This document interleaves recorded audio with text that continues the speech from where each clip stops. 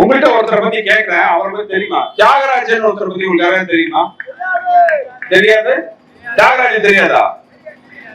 அவர் பேருக்கு முன்னாடி அவரோட பரம்பரை பேர் எல்லாம் போட்டு பாருங்க. இப்ப தெரியுதா? அவர் அப்பா பேரு, அவர் தாத்தா பேர் எல்லாம் இனிஷியல் போட்டீங்கன்னா அவங்க எல்லாத்துக்குமே தெரியும். அவங்க குடும்பத்துடன் இணைத்து பேசப்பட்டால் மட்டுமே இவர் பேர் உங்களுக்கு எல்லாம் தெரியும்.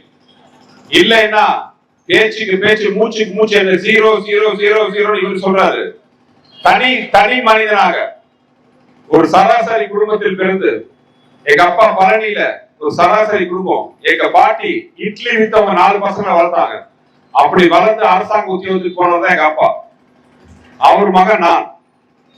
ஒரு மிடில் கிளாஸ்ல இருந்து தனியாலாம் போராடி சென்னைக்கு போய் ஒரு சினிமா துறையில இறங்கி படாத பாடுபட்டு உழைத்து முன்னேறி இன்னைக்கு உங்க கூட நான் நினைக்கிறேன். சுந்தர் சிங்கிற பேரை சொன்ன மாதிரி அன்பு சகோதரர்களே, தமிழ்நாட்டுல எல்லாருக்கும் என் பேரை தெரியும் ஓரளவுக்கு. சுந்தர் சிங்கிற பேரே ஒரு பிராண்டா தான் நான் உருவாக்கி வச்சிருக்கேன். என்னுடைய தனிப்பட்ட உழைப்பு குடும்ப பேரை வச்சுக்கிட்டு 25 வருஷம் அமெரிக்காலையும் லண்டன்லயும் படிச்சு குடும்பத்தின் பேர் மட்டுமே எம்எல்ஏ சீட் வாங்கி லண்டன்ல இருந்து நேரா வந்து இங்க எலெக்ஷன்ல நிக்கல. ஒரு வெளிநாட்டுக்காரர் நான் இங்க வந்து எலெக்ஷன்ல நிக்கல. தனி மனிதனாக போராடி உழைத்து எனக்கு என்று பேரை உருவாக்கி, என் பேரே ஒரு பிராண்ட், குடும்பத்தோட பேரை பிராண்டா வச்சுக்கிட்டு நான் இங்க ஒன்னும் எலெக்ஷன்ல இருந்து ஜெயிக்கல.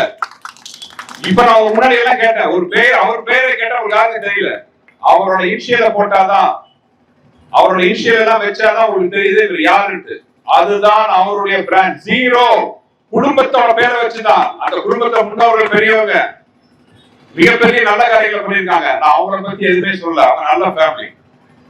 ஆனா அப்படிப்பட்ட பெரிய ஃபேமிலி வந்தவர் இவர் பேசி பாத்தீங்களா? இவ்வளவு நாள் பண்பாளர் சொல்லிருந்தவர், அவர் முகமொழி கண்டு விழுந்து தோல்வி பயத்தில் 5 வருஷமா தொகுதி பக்கம் எட்டி பார்க்கல. யாராச்சும் இருக்கிறவங்க, தாய்மார்களே, பெரியவர்களே, சகோதர சகோதரிகளே, யாராச்சும் ஒருத்தவங்க சொல்லுங்க, இந்த 5 வருஷத்துல உங்க குறைகளை கேட்க ஒரு தடவை அவர் நேரில் வந்திருக்காரா?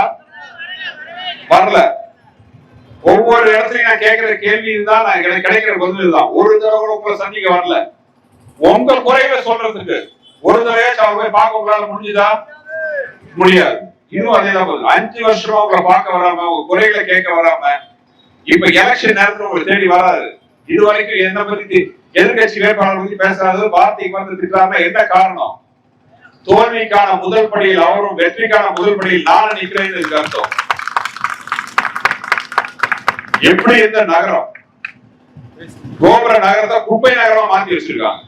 குப்பை நகரம் நான் சொல்லல, ஸ்வச் சர்வேஸ்வரி ஒரு அமைப்பு போன வருஷம் இந்த கணக்கெடுப்புல இந்தியாவின் தலை சிறந்த குப்பை நகரங்கள மதுரை இருக்கு. இத பத்தி அவர்கிட்ட ஒரு நிருபர் கேட்கிறாங்க, மதுரை குப்பை நகரமா அனௌன்ஸ் பண்ணிருக்காங்க. அதெல்லாம் இதெல்லாம் நான் கணக்கு எடுத்துக்க மாட்டேன். அப்ப திருச்சி மாநகராட்சி நல்லதா எடுத்திருக்காங்க, நல்ல மாநகராட்சியா சொல்றாங்க. நிருபரை முடிச்சுட்டாரு இங்கிலீஷ்ல, படித்தவர், எல்லாருக்கும் பதில் சொல்றாரு. இப்ப 3 நாள் உங்களுக்கு தெரியும். மேல மாசி இதுல 3 நாளைக்கு முன்னாடி சொன்ன இதே மாதிரி நாளைக்கு இப்ப சொல்ற பாட்டுக்கு குறிச்சுக்கோங்க சகோதர சகோதரிகளே. நாளைக்கு இங்கெல்லாம் இலக்குகள் கொடுத்துப்படும். மேல மாசி இதுல நான் 3 நாளைக்கு முன்னாடி பேசினேன் இதே மாதிரி லைட் லேன், அடுத்தவங்க லைட் போட்டிட்டு இருக்காங்க.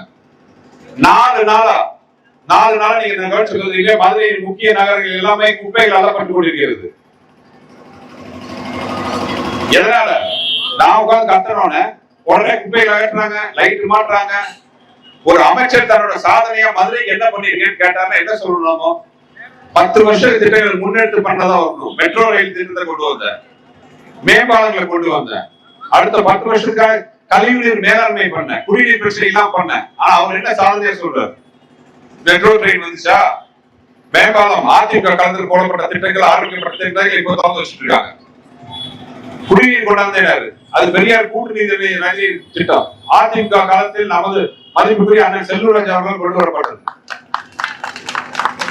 தேவையில்லாம 2014 21 வரைக்கும் மத்திய அரசின் ஸ்மார்ட் சிட்டி திட்டத்தின் கீழ் இந்தியாவின் தலை சிறந்த 100 நகரங்களில் ஒன்றாக மதுரை தேர்ந்தெடுக்கப்பட்டு ஸ்மார்ட் சிட்டி மூலம், அது மதுரைக்கு ஸ்பெஷலாக ஹெரிடேஜ் டெவலப்மெண்ட் ஜோன் ஸ்பெஷல் ஒரு ப்ரோக்ராம் போட்டு மதுரைக்கான கோடிக்கணக்கான ரூபாய் நிதி அனுமதிக்கப்பட்டது.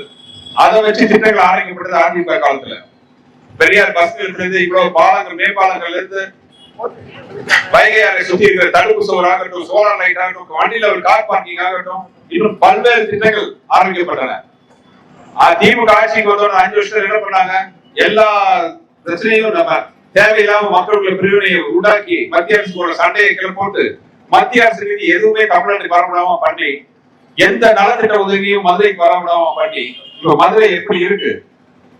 இது நான் கேட்டா என்கிட்ட அறியாமைங்கிறார், நான் ஜீரோங்கிறார், நான் ஒரு வெற்றிடம்ங்கிறார். அது போக பல பட்ட பேர், கூத்தாடி, பச்சோந்தி, சினிமா சங்கி, இன்னும் சில காரணம் மறந்துட்டேன். ஆனால் ஒண்ணு, இந்த நிமிடம் வரை ஒரு வார்த்தை நான் அவரை பத்தி தனிப்பட்ட முறையில் அவரை தாக்கின ஒரு வார்த்தை பேசல. எனக்கு பேச தெரியாதா? ஐயா, உங்களுக்கு எழுதி கொடுக்குறவங்களோட பல மடங்கு பெரிய நானு. ஒரே மனப்பாடம் பண்ணி பேசிட்டு இருக்காரு. ஒரு நலத்திட்டம்னா என்ன சொல்லணும்? இது பண்ண அது பண்ண, சமுதாய நலக்குழு கட்டினேன், அது கட்டினேன், இது கட்டினேன்னு சொல்லிருக்காரு. இப்படிதான் சொன்னாரு. நீங்களே உங்க கண்ணால பாக்கலாம். மதுரை மீனாட்சி அம்மனோட கோயில் இதுக்காக ஒரு சுற்றுலா பயணிகள் வந்தா ஒதுக்கிறதுக்கு ஒரு நல்ல கழிப்பறை இல்ல, ஒரு நல்ல பார்க்கிங் சூழ்நிலை நான் பேசிட்டு இருந்தேன். உடனே அவரோட சாதனையா சொன்னாரு, 2 டாய்லெட் நான் அப்டேட் பண்ணிருக்கேன், 3 டாய்லெட் புதுசா கட்டினேன். சரி, அட்லீஸ்ட் இதாச்சும் பண்ணாரு அப்படின்னு டாய்லெட் போய் பார்த்தா தண்ணி வசதி இல்ல, எந்த அடிப்படை வசதி இல்ல. அவருக்கு இப்ப அவசரமா, நான் நேற்று அந்த போட்டோ காட்டிட்டு இருந்தேன், அவசரமா அந்த கழிப்பறை எல்லாம் சிமெண்ட் எல்லாம் பூசி தண்ணி எல்லாம் ஊத்தி ரெடி பண்ணிட்டு இருக்காங்க. இந்த நிலைமையில தான் இருக்கு. இங்க ஒருத்தர் நான் குரல் கொடுத்தோன்னு பார்த்தா தெருவுக்கு விளக்குகள் எரியுது, சாலையில குப்பைகள் அகற்றப்படுது, கழிப்பறை எல்லாம் சரியாகப்படுது. புரட்சி தலைவர் சொன்னாரு, இப்ப என்ன பத்தி ஏன் கேள்வி கேட்கிறாரு? புரட்சி தலைவர் பாட்டு தான் சொல்லணும். ஏன் என்ற கேள்வி இங்க கேட்காமல் வாழ்க்கை இல்லை. இது எனக்காக சொன்னாரு. அடுத்த லைன் யாருக்காக சொன்னாருங்கிறது உங்களுக்கு தெரியும். தான் என்ற எண்ணம் கொண்ட மனிதன் வாழ்ந்ததில்லை. இது யாருக்காக அவர் பாடினார்னு உங்களுக்கு எல்லாம் தெரியும். அங்குள்ள மதுரை மாநகர மக்களுக்கு எல்லாம், வாக்காளர்கள் எல்லாம் நான் வேண்டி கேட்டுக்கொள்வது, போதும் 10 வருஷம் 2 தடவை சந்தர்ப்பம் கொடுத்தீங்க. ஃபர்ஸ்ட் தடவை எதிர்கட்சி ஒண்ணும் பண்ணலைன்னாரு. இப்ப நான் நினைச்ச அளவுக்கு பண்ண முடியலைங்கிறார். பிரஷர், என்ன பிரஷர் மக்களுக்கு சொல்லணும். இதெல்லாம் இல்லாம மறுபடியும் எந்த தயக்கமும் இல்லாம 5 வருஷம் மக்கள் பிரச்சனையை சொல்லுவாங்க கேட்க பார்க்க வராம வந்துட்டு ஓட்டு கேட்டு வராங்க. இவரோட உண்மையான முகத்தை நீங்க தெரிஞ்சுக்கணும். மதுரைக்கு மாற்றத்தை கொண்டு வர வேண்டிய நேரம் விட்டது. மாற்றத்தை கொண்டு வரக்கூடிய சக்தி உங்கள்கிட்ட மட்டும்தான் இருக்கு. மக்கள் சக்தியே மகேசன் சக்தி. மாற்றத்தை நீங்க கொண்டு வாங்க. மதுரையை நான் எப்படி மாற்றி காட்டுறேன்னு நீங்க பாருங்க. இது என்னோட வாக்கு, என்னோட சத்தியம். வர 23ஆம் தேதி இரட்டைலைக்கு வாக்களித்து நீங்கள் மதுரை மத்திய தொகுதியில் கொடுக்கிற வெற்றி, எடப்பாடியாரின் ஆட்சி தமிழகத்தில் மலர ஒரு வெற்றி திலகமாக அமையும் என்று உங்களெல்லாம் வேண்டி விரும்பி கேட்டுக்கொள்கிறேன். நிறைய நலத்திட்டங்கள் எடப்பாடியார் அறிவிச்சிருக்காரு.